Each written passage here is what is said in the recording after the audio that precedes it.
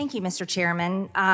It's interesting to me to listen to some Democrats here on the committee trying to harp on the very idea that Mr. Wolf is somehow illegitimate as the former acting secretary. We Republicans here, we are committed to searching for answers as to why this administration continues to inflict catastrophic damage to our country. And here, I just want to remind you of a few things that are very important to understand. Not only is fentanyl poisoning the #1 cause of death of young Americans ages 18 to 49, nearly 83,000 Americans have died of opioid poisonings since the year 2022, and they die weekly in my district. 96 individuals on the terrorist watch list have been apprehended. Crime has skyrocketed across the country. And we're missing 85,000 children, 85,000 children.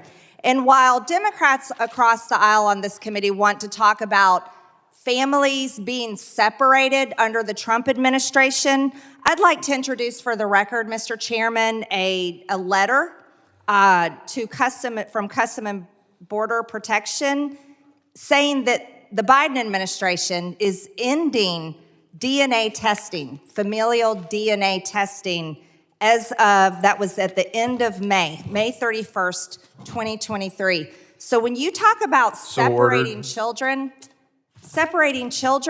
we have the Biden administration not even testing who these adults and these children are.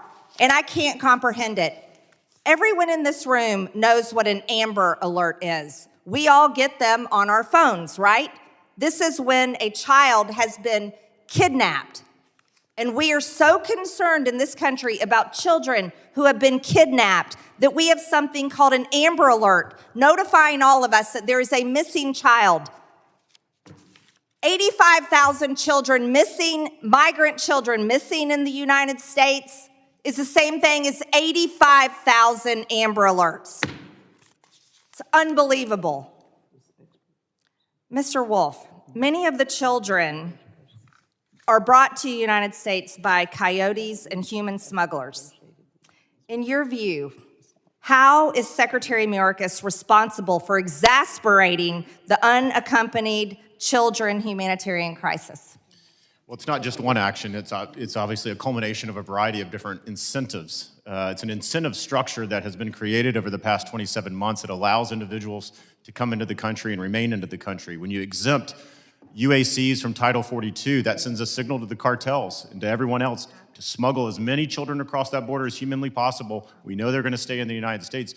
So when you make these categorical pronouncements, the cartels are watching and they are paying attention. And just to key off on your last point, not only did DNA testing about to end, the vetting of sponsors also ended at HHS under this administration. No more vetting, detailed, in-depth vetting of sponsors. We also increased vetting of other household members. We didn't just want to know who the sponsor was. We wanted to know other household members and dive into those backgrounds. That was eliminated as well. Site visits, not every home was visited, but random site visits to make sure that those children were where they said they would be, also eliminated under this administration. So the idea that somehow they're protecting children because they needed to facilitate the flow out of HHS facilities quicker and quicker is a misnomer. Unbelievable. Mr. Scott, it has been reported that many minors at the southwest border are in fact related to adults with whom they are traveling.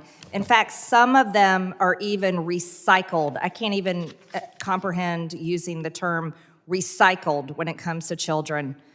And these kids are used again by different cartels and human smugglers to guarantee admission of family units. In your estimation, has this exploitation of minors exponentially expanded under the Mayorkas' policies? I believe it has, and this is why. Every one of those child recycling cases, and if you don't understand what that means a child being teamed up with a fake family over and over again, so he has to make that trip over and over again because that gets them to become a family unit and they get into that categorical exemption to get released. Every one of those cases was discovered by an agent interviewing the child and finding little cracks in the story. That takes time. The agents don't have that time today. Those conversations are no longer going on at all. They're being pumped through the system like fast food commodities.